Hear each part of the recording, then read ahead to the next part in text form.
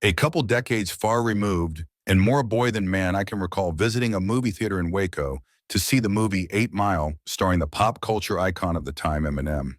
You may recall the premise, but if not, you're not missing much. Indeed, a true-to-life account of the rising of this poverty-ridden man from the wrong side of the tracks has the makings for a compelling narrative. I will say nothing to speak ill of another's work ethic and efforts to achieve success, yet the climax of the movie left me a bit underwhelmed. The protagonist finds himself locked in the putrid bathroom of a gritty club, vomiting from nerves brought on by the fact that he was about to enter into battle. A battle that would be his one opportunity to seize his life's most defining moment. What nature of battle, you may ask? A rap battle against a prideful antagonist.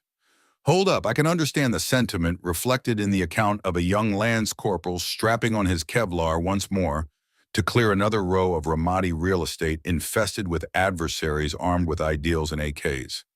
On a lighter note, I can even grasp it when the music swells and Rudy takes the field following his heart-filled commitment to overcoming all odds to achieve his goal of joining the Notre Dame roster.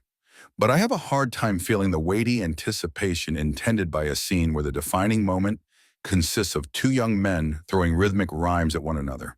Spoiler alert, Eminem bests his opponent with a flurry of speech patterns and theoretically goes on to become the familiar pop icon. I can recall figuratively scratching my head as the credits rolled. Why did something so inconsequential in the scheme of humanity warrant such pomp and cinematic buildup? You may say, because it's a movie, Gomer, and your point is valid. Still, the only thing that left me satisfied that evening were the overpriced movie theater Reese's Pieces. Tonight I found myself thinking about this for the first time in years. I wondered why, and I found myself frustrated as these thoughts were nowhere near worthy of keeping me from slumber. And then it hit me.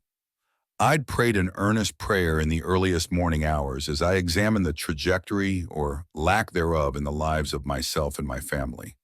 Indeed, diligence needs to be paid to the responsibilities of tending to the aspects of humanity we still encounter. I have to be focused on provision and advancing the duties of a man whose feet still tread the face of this globe. And yet it seems I have fallen a good ways from fulfilling the most important, sanctifying, and propelling duties as a follower of Christ. Where has the zeal for the gospel gone? When did hungering and thirsting for righteousness so diminish? When did the propellant properties of purpose grow so faint? And when did the consuming fire become but embers? When did this heart so dedicated to the Almighty grow so lukewarm? And when did anticipation turn to complacency? These are hard questions that I am not flattered to admit. Yet I expect that an honest survey of evangelicals would reveal similar questions. I can recall a frustration with the children of Israel as they groaned to God time after time after time. Even the generations that watched the sea swallow their adversaries only moments after having been their avenue were among these, this demographic. Yet an objective look inward at my own heart will, at times, reveal a similar countenance. The favor of my youth seems to have transitioned into a compression of time that will scarcely let me up to regain my footing and regroup my efforts. This once well-ordered life established atop the rock of Christ now often seems contrary as I desire to return to my first love. And yet it is scarcely with the genuine tone of fervor and the earnest, faithful contention that once poured forth abundantly from the heart. I do not want to resemble the protagonist from the aforementioned movie, putting stock into a story arc that concludes with such a trivial pursuit. I want to draw near to Abba in the fullness of his fellowship once more, esteeming even the reproaches of Christ greater than all the world might lay before me. I desire Matthew 6:33 to be more than a verse housed in the backroom archives of my former years, to seek first his kingdom and his righteousness, entrusting him for the addition of all things pertaining to life and godliness. It's amazing what the King will use to draw us to his sanctifying truths. Even an underwhelming piece of cinema trapped in the obscurity of time and culture past. When we find our prayers bearing the damnable signs of a lukewarm heart, it is high time to seek the living God with contrite spirit and heart. For when we bundle up our burdens rather than laying them at the Master's altar, we are bound to have our spiritual vision obscured. Does what we are doing at this moment truly matter? Are there eternal ramifications to a snapshot of our current pursuits? If not, do not be afraid to confess such a matter to Abba, for he delights in such efforts. Cast not away your confidence when bogged down in the happenings of daily existence.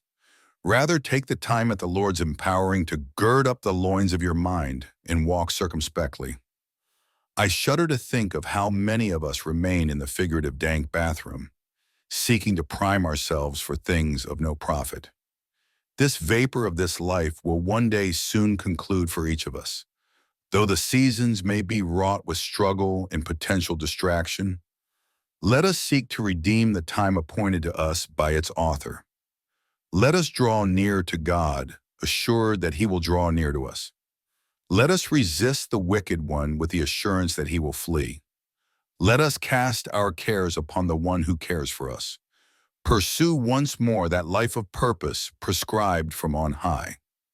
As sure as Abba's assurances never cease, neither has his will for our lives and his absolute ability to shepherd us back to the fold regardless of the treacherous miles he must cover in our pursuit.